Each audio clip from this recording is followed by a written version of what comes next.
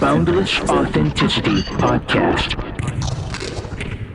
Thanks for tuning in to Boundless Authenticity. A huge shout out to all our new subscribers and followers. If you haven't followed yet, make sure to hit that follow button now. You can catch the show on Spreaker, Spotify, Apple, Rumble, and occasionally YouTube, unless, of course, they're censoring me. I recommend using the Spreaker app. It's free. There's no sign up required. Just press play and enjoy. By subscribing, you'll be the first to know when new episodes drop and help the show reach more listeners, meaning we can bring on the guests that you want to hear from. New episodes drop 3 times a month, the 6th, 16th, and the 26th. So mark your calendars. My guest today is Sasha Quince, a relationship coach who integrates deep emotional work with proven methodologies to help people heal and transform their relationships. You can reach her on Instagram at Sasha Quince Love Coach. How's it going? Hi, so good to be here. I'm very excited for this opportunity to chat and connect and hopefully leave your listeners with some amazing tools in their love life. Yeah, I'm excited to have you. This is the first of its kind on this show. We usually just talk about woo-woo stuff. So I'm a little woohoo too, so it's okay. You're not far off. You mean we're not going to talk about aliens? Oh, darn. Okay, so let's jump right into it. Tell me about your journey into coaching. What inspired you to become a love and relationship coach? Was there a particular moment or experience that sparked this? Yes. So, I've always been into working with people. I was a yoga and mindfulness and meditation teacher before I became a love and relationship coach. So I did that for over a decade. Actually, it was yoga that helped me get through a great loss in my life when I lost my sister in 2009 overnight. And it was a meditation that gave me that solace, to be able to go through the grief and just find a place where the pain wasn't so bad. And as I went through that, yoga became my life for a decade. And I thought that's what I was going to do for the rest of my life. I didn't think anything would change. I worked with many people. I supported them through their journey of both physical pain, also mental, pain as well that comes up, and how when we can't handle our mind and, it's spiraling. So I went through that whole journey, and then I felt like I hit a second rock bottom in 2017. So I had been in my relationship already for 10 years with my partner, 2 boys. They were quite young at the time. And I could just see my relationship going downhill, literally sinking. And I felt like I could do nothing to save it. I just felt like I was going to lose everything that I had. And it was so crazy because it was actually self-sabotage. I was self-sabotaging my own relationship, but I was on a sinking ship that I could not save. And I had no idea how to save it. So when I look back, I kind of wish I had someone like what I've become for people at that time when I was really struggling. And I didn't know I was going to become that at that time. And the first step into love coaching was actually inner child healing. So that's where I began my journey. Through healing my own inner child that was still struggling from loss and trauma and abandonment. And as I did that, I was able to actually heal my marriage. And we've been together now 17 years. Boys are a lot older. And then I was inspired to become a love and relationship coach so that I could support other women that are struggling with toxic relationships, with self-sabotage, and in that space where they feel everything sinking and they don't know how to get back up. You know what's interesting? We love that word self-sabotage around here because that's my specialty. But a lot of coaching doesn't seem to work. And I get the scraps of people who've been to therapy or coaching before, sometimes for similar issues with relationships and stuff. And the thing that other coaches that fail don't seem to get is that the entire thing with coaching is you're dealing with self-sabotage. There's no in between. It's just all self-sabotaging behaviors.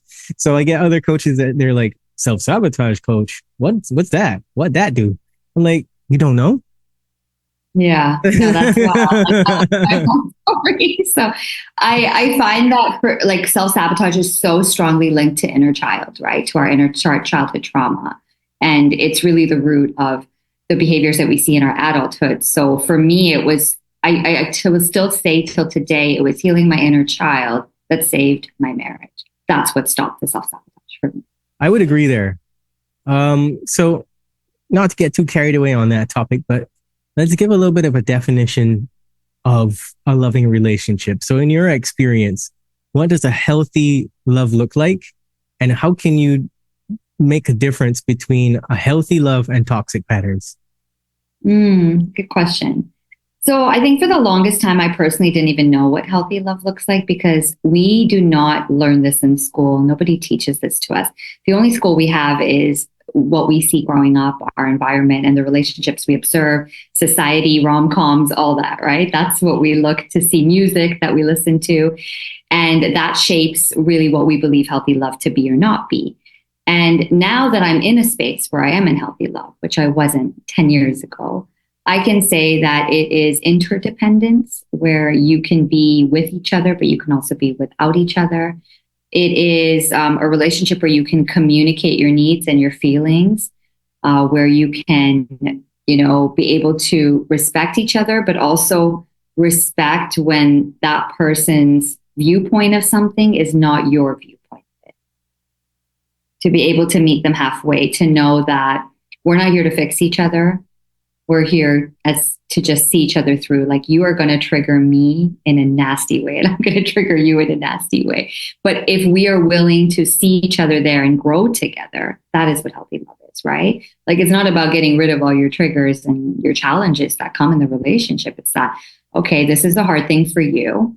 And that's a hard thing for me. And we're going to work together. Like I think it's Marianne Williamson who says that, imagine you see a person and they're having a hard time and they're your partner and you literally just are like, you're disgusting for that. And you push them away because they're having a hard time. And I think healthy love is being able to see that person having a hard time and see them through it and be there. But at the same time, also protect your space, have your boundaries, and be able to make sure that you are taking care of you. Because if you take care of you, the rest will be taken care of. But the minute you stop taking care of you, that's when the relationship begins to feel resentful and burnout and gets overwhelmed.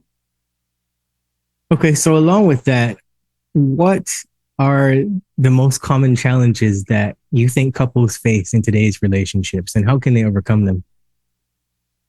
I think it's the challenge of, not really expressing their needs, right? So wanting to make the other person happy all the time, which is just like, you're never going to meet that expectation.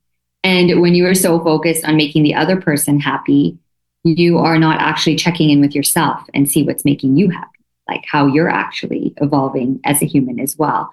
So that would be one challenge is we feel like we get into a relationship to make that person happy. Another one is that when we go through conflict, we engage in self-sabotaging behaviors like withdrawal, like blame, shame game. And we go through our nervous system responses, right? So for fight, we're going to get very reactive, which was my self-sabotaging pattern. Or for my partner, it was like he would withdraw from me and not talk for days. Or also he would fawn and he would try to please in the conversation. And then that wouldn't really be what he wanted. So he would hold on to the resentment. So we move from these nervous system patterns that are innately who we are as humans. I mean, we all have them, but we don't actually grow out of them. Like we don't understand each other's patterns. We don't take the time to understand each other's patterns. Yeah, I agree with you because a lot of advice that I've given as well is like anytime you feel stressed, you have to say stop and you have to start watching your thoughts and watching your behaviors because that's when you're going to self-sabotage. Am I correct? Yes. And then you're going to spiral in like a nasty story, right? Like I've seen this with a lot of my clients too, where they go into this really negative place about their partner and then they get stuck in the story. Mm-hmm. And it's the story that creates the resentment. And it's a story that fosters the anger. And then I think another thing is like a lot of us, we keep like trying to win in an argument and we keep trying to go when we're already dysregulated. We keep trying to go and find a solution. But it's like your prefrontal cortex is already switched off at that point, right? You're, like the one that cut your brain that comes up with consequences and can handle problems. So if you're so dysregulated, why are we still communicating about this? And so from someone like me who had, was recovering abandonment wound, if my partner were to, say, I don't want to talk right now, like in the abandonment wound recovery, it would be like, oh my gosh, he hates me. He's pushing me away. This is going to end. This is the end of our relationship. It's done. And then everyone has a different wound that they're coming from. So you have to understand what your wounds are and understand what is important for your unique relationship and when to walk away and what to be telling yourself when you walk away. Right. And it's also important to tell the other person, hold on, something's coming up. I'm stressed and I know that I'm not going to have healthy patterns that come out automatically here now. So I need to figure out what's happening. And we could talk about that if you want to, right? So Yeah. With that, we get into the role of communication. How crucial is communication in relationships? And what are some practical tips that you can give for improving communication between partners? So I think research shows it's like 90% or something along those lines, don't quote me, that communication is what breaks relationships, right? And so there's various layers of it. One thing I could say, if like we were going to get nitty gritty with tips, is that what's really helped myself and my clients on my journey is using I feel and I need statements. Not it makes me feel, I feel. That's it. I feel X and I need Y. Right? So you're really just meeting your partner where you're at. Where I think a lot of communication goes wrong is we expect the person to sort of know what we feel and know what we need without actually being very clear and specific and telling them. And so then when we're communicating a boundary, for example, we're expecting our partner to know, but actually they don't know. Your partner's never going to be a mind reader. So you must actually be very specific with what you need. And I find for like men, they're a lot more specific. And for women, we sort of just meander and our brain works different. And we go around, the bend and around the garden. And we think that our partner should know, but like, just stop believing he knows. He doesn't. Be as specific as you can. State your feeling, state your need. And if you notice that you're communicating from blame, which that was one of my toxic patterns, blame was a big thing, you're already dysregulated. Like the only thing you need to do is get out of that situation, because anything in that situation is going to become very nasty and actually create more distance between you two as well. So I love I feel I need. I also like one that I'm going to use tonight because I have a Monday night catch up with my partner, where every Monday, regardless of how tired we are, what's been going on, how late it is, we catch up. We decide what's working well, what we need support on that week. And I've listed a few things that I need to discuss with him. And one of them is going to be, in an ideal world, this is what supporting me like this would look like this week. In an ideal world. So this is my ideal world. And then he gets to say what his ideal world is. And we can hopefully through that find some compromise and some support through the way. Yeah, I'm really loving what you're saying. My partner and I have a relationship similar to that, where every single night we just recap everything that happened throughout the day, how we felt, who said what, who did what. And I think a lot of that's what's missing from society today in general, because everyone is so reactive, right? And I think a lot of that comes down to not knowing what self-respect means, because you can't give someone what you don't have. And then also knowing that disagreements are normal and that people are going to have differences, and that differences should actually make you stronger rather than weaker, right? Absolutely. Yeah. So what would your advice be for handling conflict in a way that strengthens the relationship rather than creating more issues and more distance? Well, a few things, like when you go into a situation with your partner believing that you need to win the argument, I don't think you think it. You're not thinking I have to win. Like that's not what you're thinking, but you're going to have the last word. You want to make sure that you say what you need to say and they understand it, right? That can really allow conflict to go to a different level that can be very toxic for your relationship. So what I love when it comes to conflict is always have the most generous interpretation of your partner. I call it MGI. Always have the most generous interpretation, right? So you don't know what their day was like. You don't know what's going on. You don't know what childhood trauma you've just clicked on or touched in that moment. So if you can have the most generous interpretation versus the least generous, and you can even like ask yourself, what is my least generous interpretation of this person right now? Like, for example, my partner was just late coming home and he knew that I had this, session with like this podcast interview with you. And the most generous interpretation is that, he was just late. Like he's having a hard time. He's doing his best. He's trying to get here. The least generous interpretation would have been, how could he do this? What, he knew that I had this going on and the kids aren't in bed yet. And now they're going to go to bed late. And, that would have been the old me who would have had that narrative. So I love MGI for working with conflict. And again, as you touched on, conflict is normal.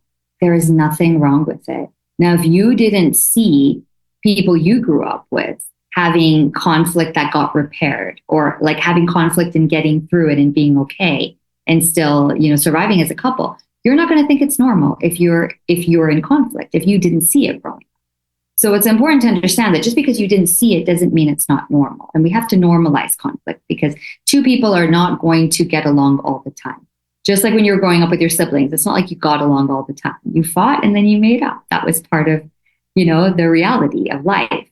And another thing I love with conflict that I use with my partner and my boys all the time is the concept of repair, which you may have heard of, right? So no matter what happens at the end of the day, as you come out of that, you have this opportunity to repair. And that goes like, I did X or I said Y. That may have made you feel sad or angry or disappointed, whatever you thought it made them feel. That was not okay. And I would like to do something to make it up. And you don't always have to make it up, but that's generally like the rhythm of the repair. So repair is a great way to come back to each other and reconnect after conflict has brought disconnection to the relationship. And conflict is just part of being human. Like, I don't think, how fun would it be if you were always in a relationship where everything was always okay and butterflies and rainbows? Like, it's so unrealistic. We're people at the end of the day, and you're going to hit on your trigger points as a couple. Like, it's just normal. You're going to be tired one day. You're going to be hungry. You're going to disagree. You might not have the same values or viewpoints on certain things. And we're always going to fight for our values, right? When it comes to our values, we're going to go straight for them. So it's being open to the fact that different viewpoints. You can see a trip that we're taking to, let's say I'm going to Thailand soon. So the trip that we're taking to Thailand, you could prioritize, resting more. And I want to prioritize sightseeing. And that's what you value in that moment. That's what I value. And we can respect each other's values versus fighting about them, and then find a balance. Okay, yeah. So let's move on to a big hairy gorilla in the room. I get a lot of complaints about modern dating, and I can't find somebody to love me. First of all, what do you expect? You're swiping on a screen, so you don't really have any real connection with the person to begin with. But I'll ask you this question: in the age of online dating, what are some of the biggest mistakes you see people making when looking for love? There's quite a few. Okay. I think that when it comes to online dating, we get, and like you said, because it's on a screen, I feel like we get really absorbed in the superficial part of it. How much money they're making, their picture, the words they put on it. And we forget about what is your intention here. What is your intention as you come into this experience? This is what I do with a lot of my clients in the dating world is we look at what their intention is to even be on the app. And what I've noticed is some of them just want to intend to communicate stronger because it didn't, that's something that they're working on. Some of them want to intend to set more boundaries. Others want to, just be open to meeting different people and being open to love coming in different ways. And those are great intentions. But when you go into it to be like, I need to meet my person before July 2025, and that's the only reason I'm here, you are doomed to fail.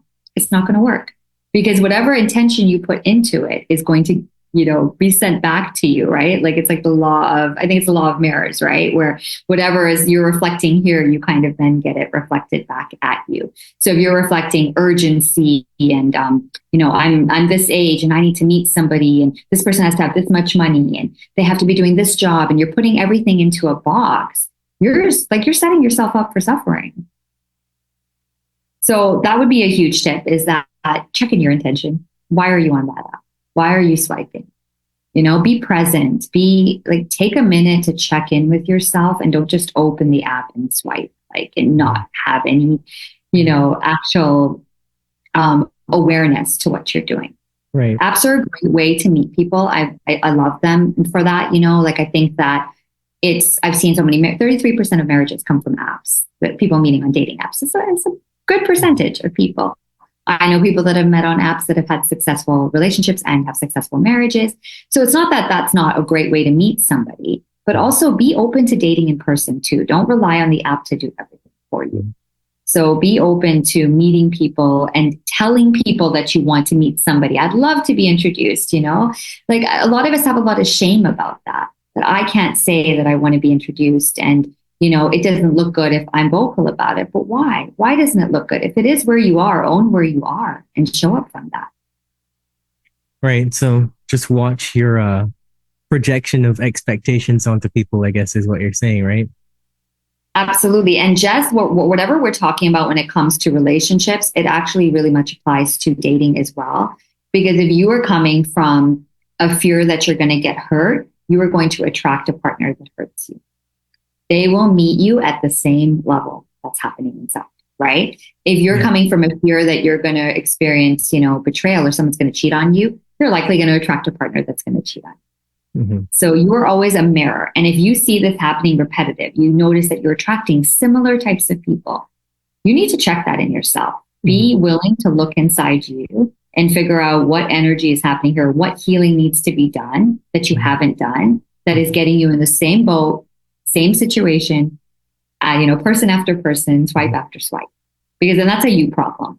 I hate to say that, but it is. No, people need to hear that because the number one tool that we have in any growth-oriented situation is personal responsibility.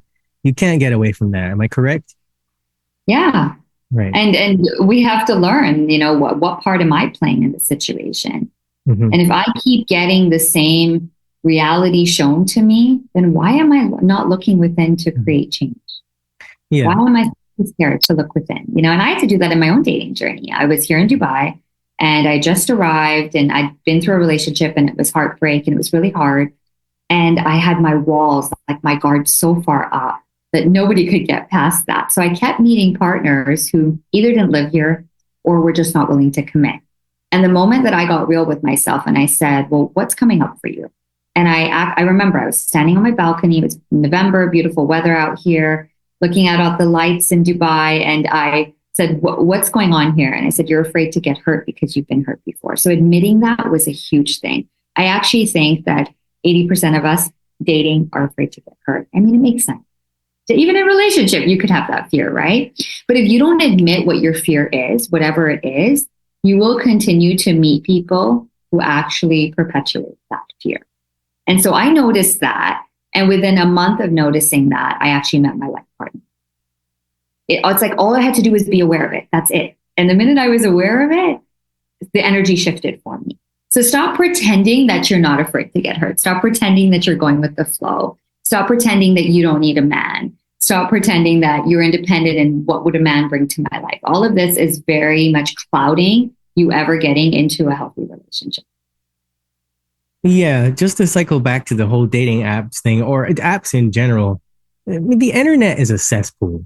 There's a lot of people out there on the internet these days that maybe in 1992, they were somewhere in a basement, like, like just freaking out or something. There's a lot of crazies out there. There's a lot of users, abusers, unhealed people that actually have no intention of changing themselves. They're looking for someone that they can control, manipulate, et cetera, et cetera.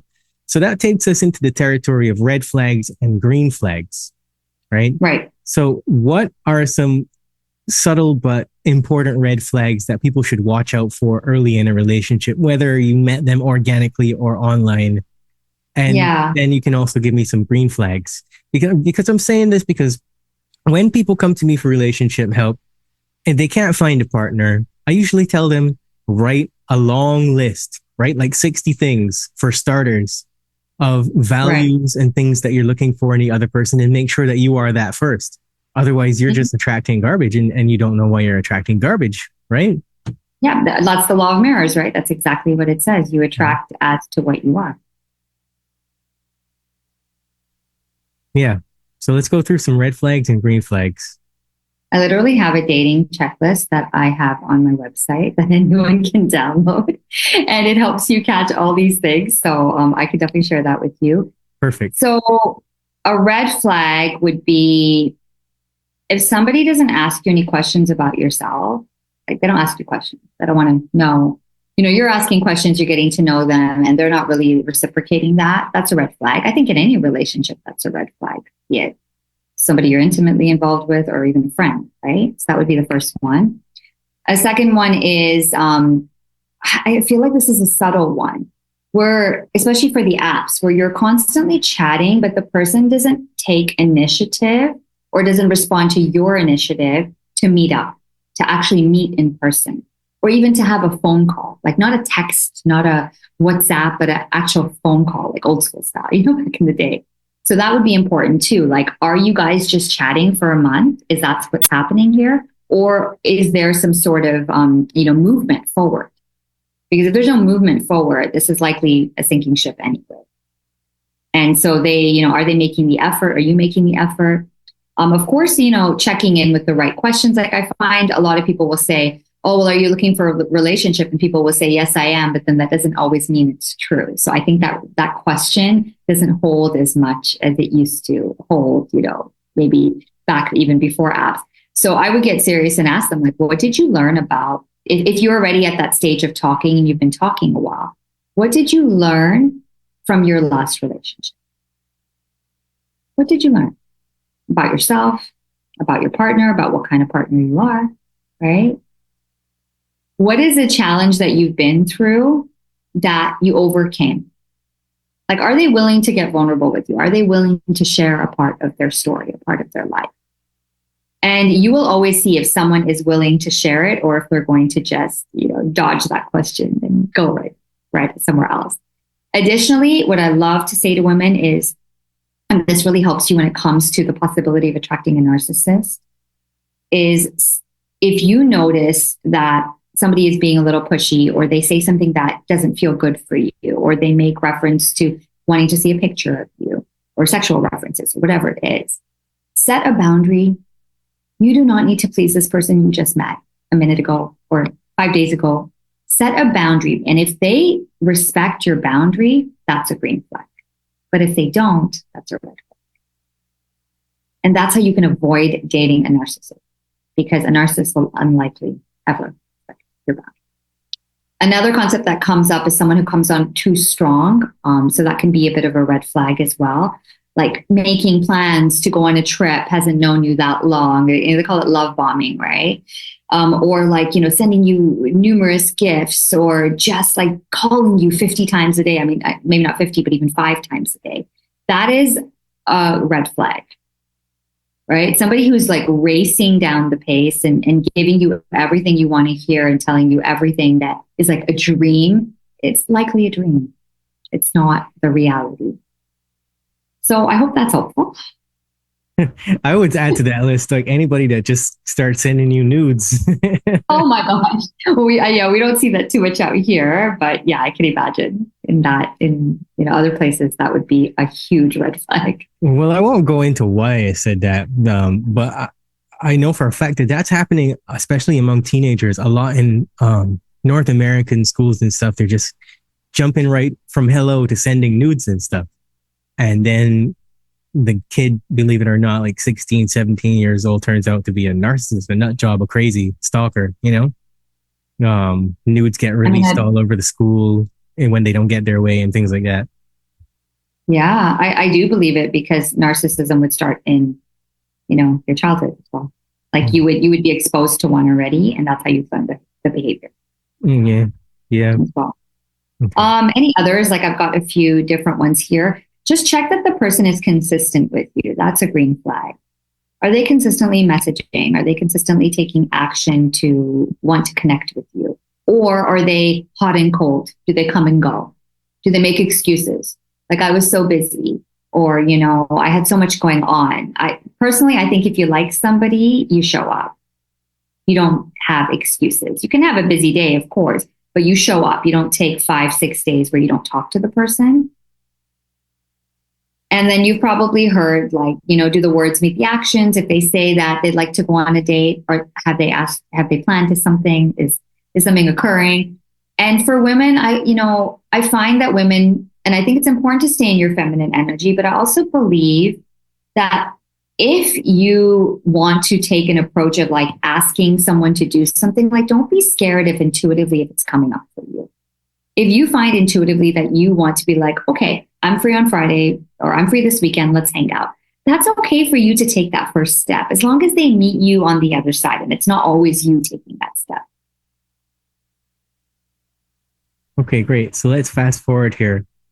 You found somebody, everything is going good. How do couples maintain intimacy and excitement over a long period of time, especially after that honeymoon phase comes to an end? Yeah, I mean, so I've personally seen my marriage go from a passionate one to a sexless one.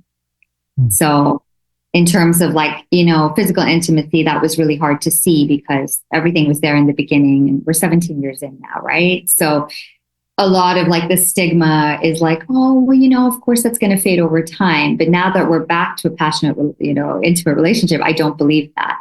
I believe that it's important to always advocate for what intimacy means to you.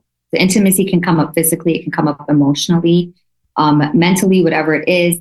But if you feel that you need intimacy, to you is a quality conversation, like the one you were saying that you have with your wife before, your partner before bed, right? That's a quality conversation that you have together.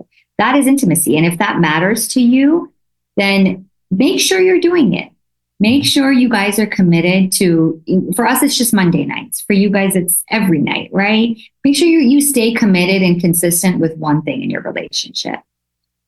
And try to do something together, like whether it's, I don't know, going to a bookstore or reading the same book or whatever it is, like try to have something in common that keeps the relationship having, new things to talk about, right? So that would be another thing that I think is really important. When it comes to emotional intimacy, knowing that if you're feeling distant from your partner and you want to avoid it and you want to distract yourself and you want to pretend you're okay, I will circle back to what I said in the beginning. You are better off saying what you feel versus avoiding your feeling. Like, don't pretend you're fine when you're hurting, even in your relationship, right? And I've done this so much. So I'm someone who can tell you how many times I pretended I was fine, which was self-sabotage, versus actually admitting that I was disappointed, I was hurt. And when you go into that, it's not like you're looking for someone to fix the situation, but you're allowed to be heard. You're allowed to say what you feel without getting a solution to the problem. Mm-hmm. And it's important to advocate that. Another thing I would say is that when we go into a relationship, we look for our partners to meet all of our emotional needs. So we have 4 psychological emotional needs: the need for connection, the need for acknowledgement, the need for sovereignty, and the need for pleasure. Your partner cannot meet all of your needs if you do not meet your own. That will never happen. And so we go into relationship believing that our partner has to be the one to give us all of that. And it is going to leave you very disappointed because no human can give you all of that and also take care of themselves. So what I like to remind people in new relationships and relationships that are ongoing is that you got to learn to meet your own needs. Meet your own needs for connection. What are you doing to connect with yourself daily? How are you checking in with yourself? What are you acknowledging about yourself? Like if I'm waiting for my partner to tell me he's proud about something I did, maybe I did a lot with the kids that day and I just want him to say, "Oh, babe, you did such a good job." Why am I not telling myself that? Why am I not acknowledging myself for what a great, effort I put in taking care of the kids today? So acknowledge yourself. Do not wait for your partner to only do it. Now, this doesn't mean your partner doesn't do it, but it's sort of like you got to fill your cup up before you can, expect anything from anyone else. And if you go to your partner with your cup completely empty, even if he fills it up or she fills it up, it's never going to feel enough because you're going there empty. It's always going to feel like you need more, right? And so a need for meeting acknowledgement is to say what you're proud of about yourself, what you appreciate about yourself. Acknowledge if you're having a hard day. A lot of us just judge ourselves for having a hard day and we try to dismiss it. If you're having a hard day, I'm having a hard day. This feels really tough. I don't know what's going on, but I'm struggling today. It's okay to struggle. I'm allowed to struggle today. I don't have to change it. Just meet yourself where you're at.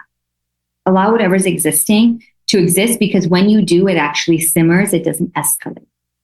If you distract and you push it away, it comes forward and it keeps knocking on the door like, a very eager child who wants to get candy on Halloween or something like that. So we can't, we think that our partner needs to meet these needs. And I'm not saying that they don't, but we first have to be the one to meet them.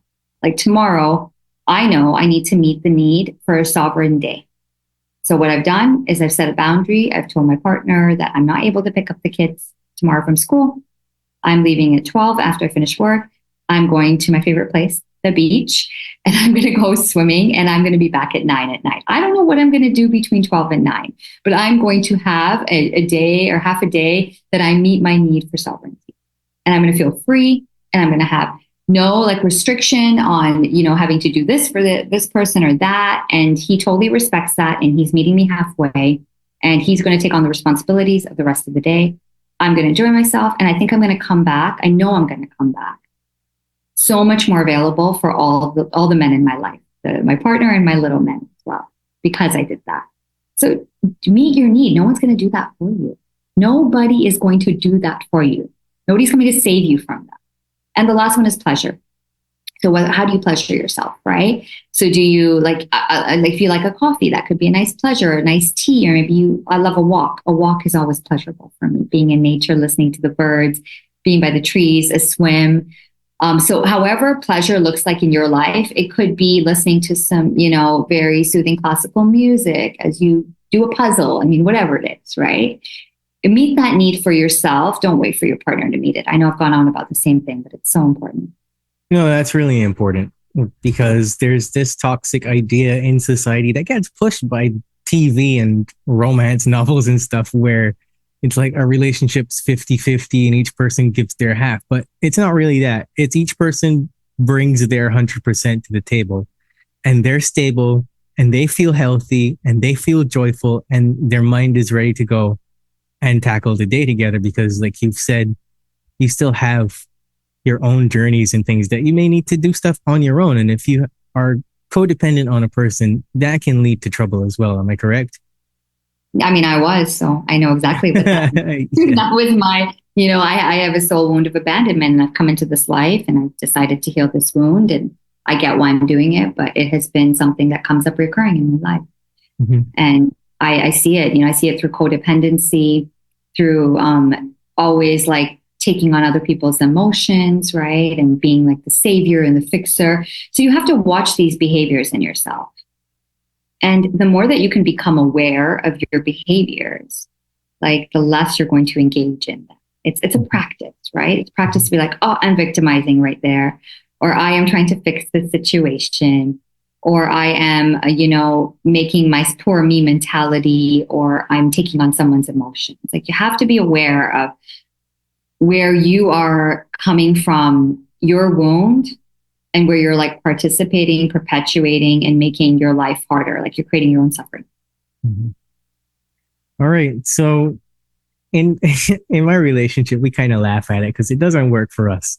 The idea of love languages, we personally, for the two of us, we think it's garbage. If it works for other people, we think that's great. But we don't really have love languages. We just constantly show up for each other as much as we possibly can. We don't even think about it. We don't try to anticipate anything or coddle anybody or try to cater to anybody's needs. We just talk straight, right? So I get that doesn't work for us, but for others, how can understanding the concept of a love language improve the relationship? And how would you recommend then that within the context of a couple, you can navigate those differences?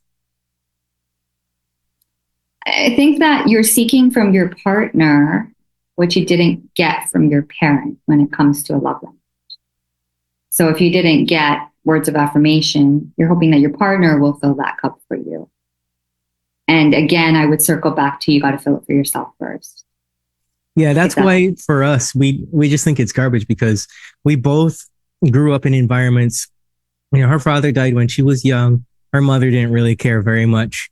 So by the time, we were both 17, we were out into the world, just living life for ourselves, getting hurt, learning things. We had to validate ourselves at every step, is what I'm saying. So by the time we got together, we'd already been valid, we already had our cards stamped and approved, and we were ready to go, right? So we weren't looking for that mommy daddy connection from anybody else. We already figured it out, So I would say, in agreement with you, if that's where you're at, you have to be conscious of those things. And there is a life where, you can expect that you don't have those challenges anymore. It just takes practice, It is. It's just practice. It's, it's understanding that we're all going to have days, we're all going to sometimes need to be able to feel supported, and that's totally normal. But like, if that's what you need, okay, this is a good example.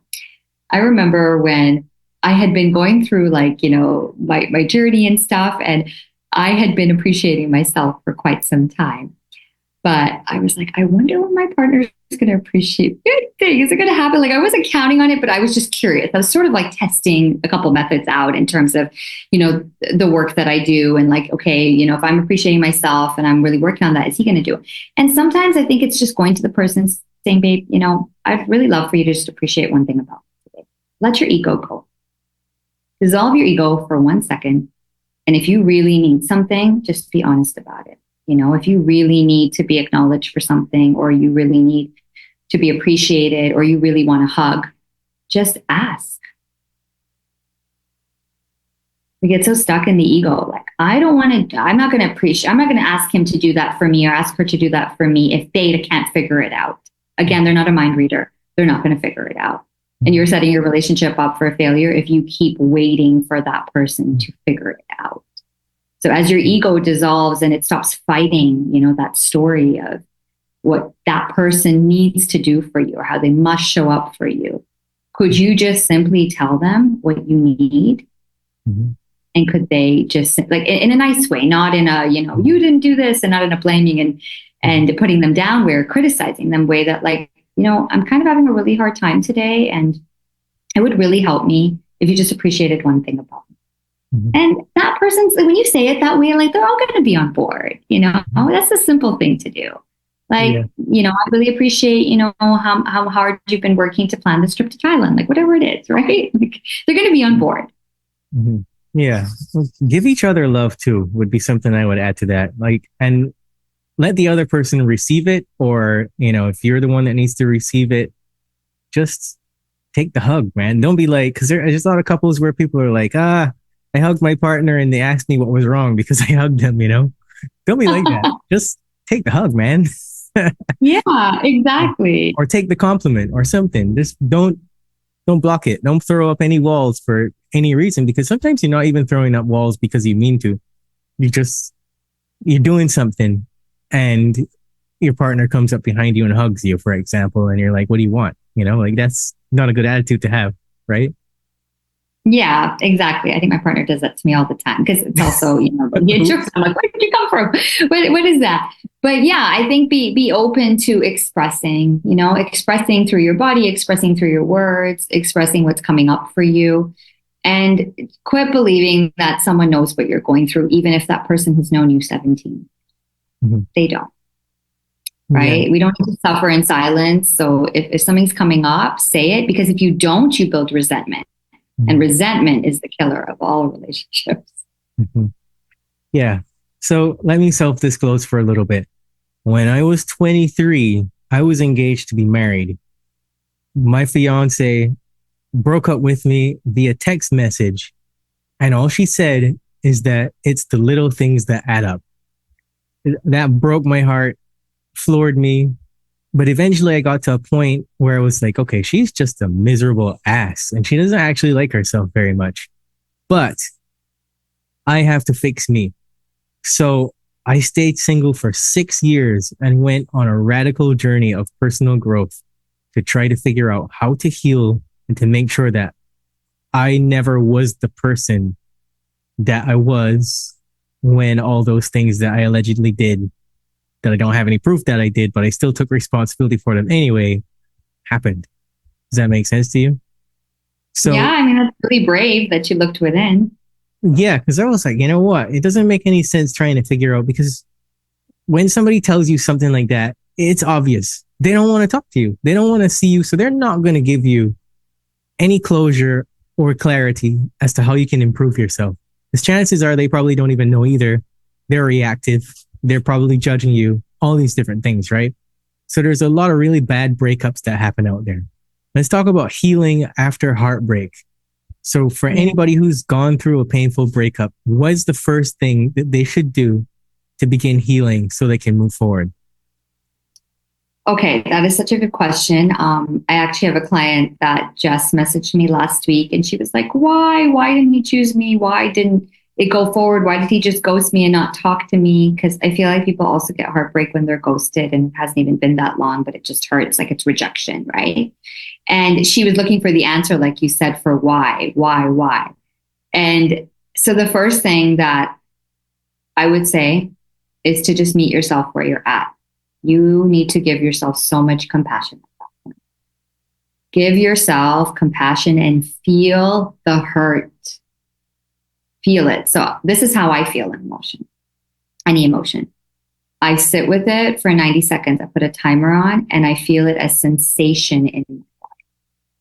And it is like a wave that comes to the sea and it goes. It'll come in a really big sensation. It can be in your heart, your belly, your shoulders, whatever it is. This is what I also use with my clearing the fear subconscious reprogramming method. You feel the emotion and it'll come in the biggest intensity, but it'll always break, just like a wave reaches the shore and it breaks at the shoreline. That emotion will always break. So allow yourself to feel it, because it's so easy to distract yourself. It's so easy to get caught up in talking shit about the person and focusing on what they did wrong and asking the why questions, which I'm not saying are not going to happen. Like, we're all human and you're allowed to have periods where you ask those why questions. But know that all those whys are almost just a layer covering up what you're not willing to feel. And if you were to just sit with your hurt, which is so foreign to so many of us because we are not taught this, and this is what I'm teaching my sons to do right now. I'm teaching them this so they don't have to learn it when they're adults like I did. And something I'm really proud of that I'm doing with them. And so feel what you're feeling. If it's anger, feel it. Like, take a pillow, slam it to the floor, get it out of your body. Let that anger move through you. If it is sadness, of course, let yourself cry, let yourself be upset, and stop questioning why you're so hurt if you only knew the person for 3 weeks or 1 month or 6 months. You're hurt because you're hurt. You don't have to question how long you knew that person for it to equate to your heartbreak being less or more than what it is. Meet yourself where you're at, because likely your heartbreak is already triggering an open wound from your past experiences anyway. And that's why it feels so hard. Right. In the example that I gave you from my own life, I think what I realized at that time, it was hard because that was the first time that I had more or less been told that even though deep inside I know that I'm a good person and that I did the best that I could, I still wasn't perfect and that life wasn't perfect. And it hit me like a ton of bricks, right? Mm. Yeah. And like, we can put a lot of blame on ourselves as well. And we can blame ourselves for not showing up the way that, we could have. We can look for reasons why it didn't work out, what we did wrong. Like, you can go down so many rabbit holes in heartbreak, and it is so toxic. So you have to watch your mindset. You really have to watch your mindset. That's where coaching is good, right? Because you can look at your mindset and your feelings. Watch your mindset and feel wherever you're feeling, and allow yourself to be where you're at, regardless of the duration of the experience, regardless of what you did or what they did. It is what it is in terms of what's coming up for you. So be that person who's willing to sit with you and heal with you. Be that person for yourself, right? And try your best to, I know it's hard not to talk about it to other people, but I feel like then you just kind of get stuck in that energy as well of people kind of perpetuating your story to you and getting stuck in a cycle of like, yeah, he's such a this or she's such a that, like kind of riling you up to stay stuck. And notice that if you are willing to feel whatever you're feeling, you will always come out a stronger version of yourself, a more aware version of yourself, and you'll always feel lighter.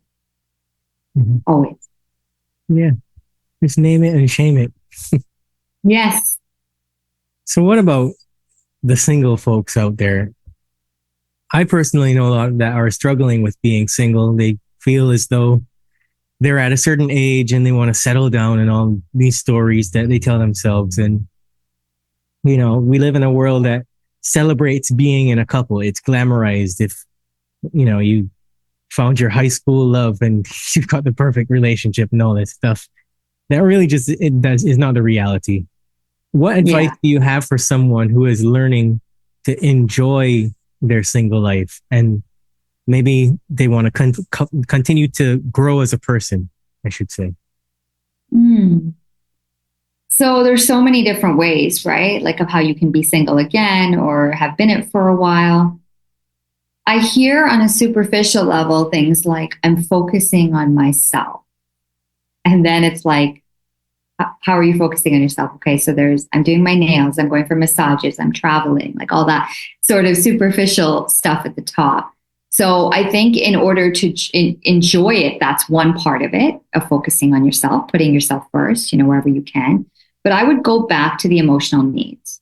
I would go back to learning to meet your emotional needs when you're single, whether it's that you came out of a relationship or you are just learning about this, like really learning to connect with yourself, check in with yourself, to notice what helps you feel sovereign, to pleasure yourself with whatever helps you feel pleasured, right? And to acknowledge yourself, to acknowledge when there are hard days and you're believing that love will never happen for you, or to acknowledge when you're feeling lonely or alone, or to acknowledge when you're actually quite joyful for not having a partner in your life. That's okay too. So I would go back to that for everybody, whether you're in a relationship, whether you are single, whether you're dating. I think it's a common thread that can help all of us. And remembering that it's all about phases, right? And watching yourself again get stuck in the same story. I hear a lot of, oh, there's no single part with men or women in my city. Everyone's taken. That is freaking bullshit. Everybody is not taken. There are people coming out of relationships into relationships. Like, there are plenty of people out there. But if you decide that everyone's taken, the universe will show you everyone's taken. That's exactly what you'll get back at you. So watch your mindset, or like there's a lot of like stigma around age too. So if I am 40 or 45 or 50, like, oh, my chances for love are gone. Like no. Who said, like, what? Because we saw this on a TV show or society or a magazine. I mean, you actually have like celebrities that are like well into their 50s and 60s and they're still making connections. So that's actually proof that it doesn't matter what age you are, that you can find companionship at any age because people are coming in and out of situations. Yeah. And another one that I've seen too, that I want to throw in the hat is I've had clients argue with me that they're too old to have kids. They're like 40 and they're like, oh, I'm a woman, I'm 40, I'm never going to have kids. I'm like, where'd you hear that from? My doctor told me that. Well, get another doctor. That's ridiculous. Yeah, absolutely. The doctor doesn't want you to be happy. Yeah. And it's not true. So if you do look at like, you actually check into it, I think a lot of women these days are having kids at 44, 45, 46, 47. Like it's all mindset again, right? Like if you put yourself in a box, you'll stay in the box. But what I would tell those people is if you go looking for proof that women are having children over 40, you will find it. And that should be what you're showing your brain. Show your brain proof that it's possible. Ask for it, go look for it, be curious. And once you show your brain enough proof of that, it'll start to actually take on that belief. And again, you will notice people telling you stuff. People are always telling you things and you're absorbing everything that people are saying. Be brave enough to be like, I actually am not in alignment with that thought or that, opinion of yours right now, or this is my opinion. And so You can leave it at that. You can get caught up in, people telling you all stories. Oh, I tried for years to have a kid and this didn't happen. Oh, like I was over 40 and, you can always it's kind of like when people share their pregnancy stories, or their birth stories. You don't want to get caught up in that because it's just going to get absorbed into you. Like you're sucking in all of that, right? You got to keep your space clean. You have to protect yourself. You have to have a clear energy around you when it comes to what people are telling you and what you're absorbing from society, everything that we see. It's true. And as a rule of thumb, anytime you believe something too strongly, step back from it and try to figure out whether it's just you or if it's the reality. Most of the time, you'll find that it's not the reality at all. Yeah, it's just you. Mm-hmm. So Absolutely. I want to wrap up here shortly, but I'm going to beg you for a coaching success story. Just share with me a success story where a couple overcame a major hurdle through your coaching. Okay, so I have a success story for a single woman and a couple. So do you want both? Okay. So I actually work with men too. So I was very blessed to work with the wife first and then the husband. And they were going through an avoidant, anxious attachment trauma bond. If you've heard of that. So what I noticed, the success story is that they were able to finally understand each other better, to learn to manage conflict for once. So they went from very reactive communication to calm and considerate and respectful communication. They went from yelling in their home and passing that cycle on to their kids to not yelling anymore because they looked at themselves, they understood themselves, they did their inner child work, they looked at their patterns, and they learned to communicate in a way that was healthy. So he learned to set boundaries with his partner and stop pleasing. And she learned to stop the conflict when she was dysregulated, to go meet her needs and get regulated. And so together they have come up stronger for their two young girls and for themselves.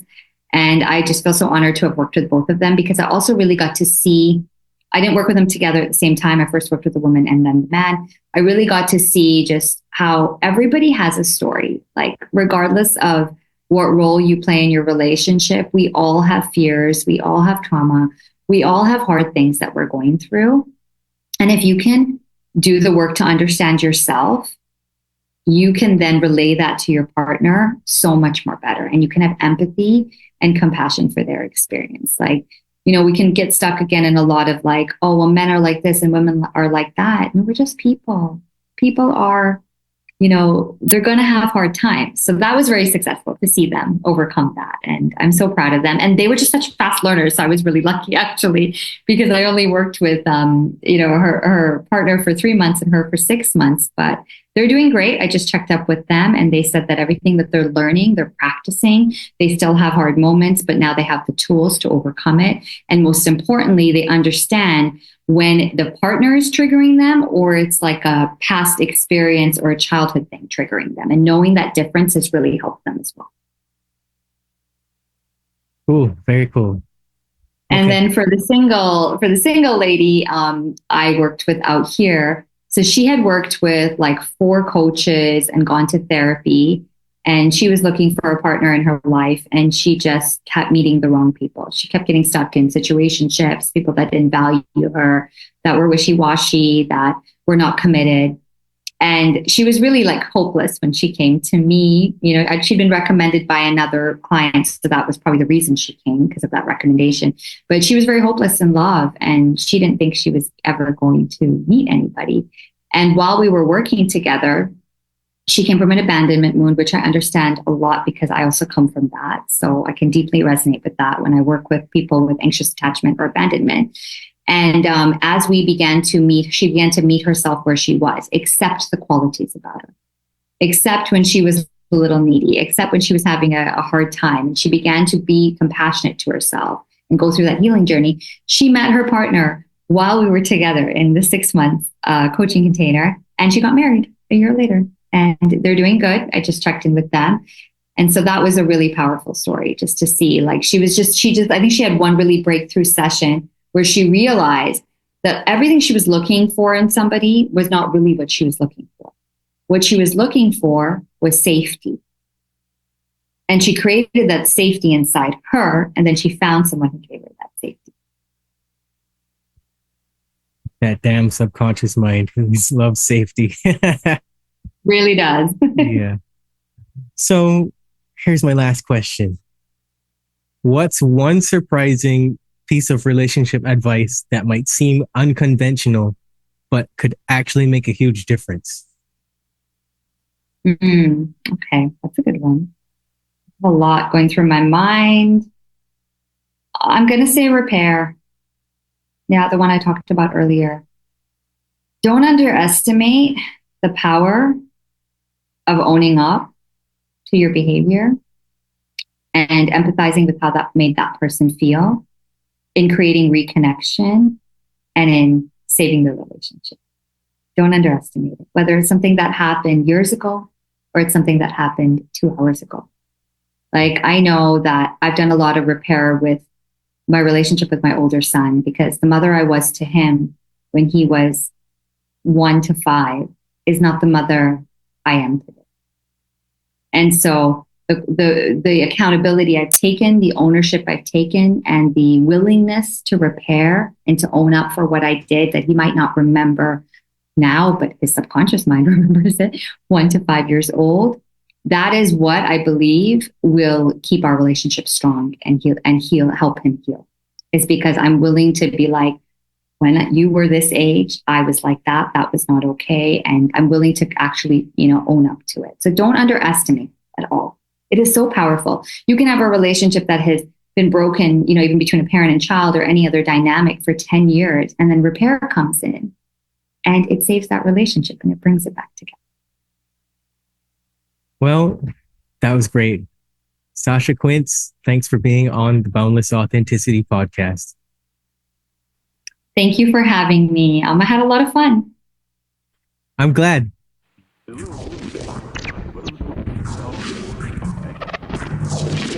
You're listening to the Boundless Authenticity podcast, where we discuss everything related to the evolution of human consciousness.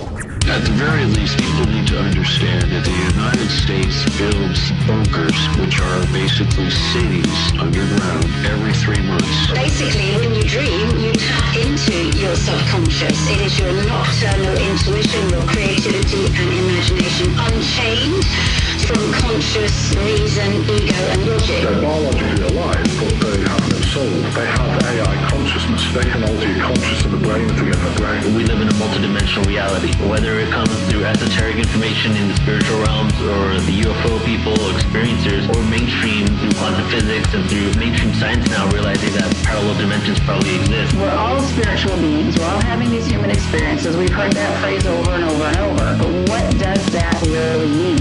All the big questions of life, we have these answers inside of our souls. We're ultimately studying the nature of what it is to be human, good and evil, our psychology, how we think, and our health. That's why I love Bruce Lee's great quote, all knowledge is ultimately self-knowledge.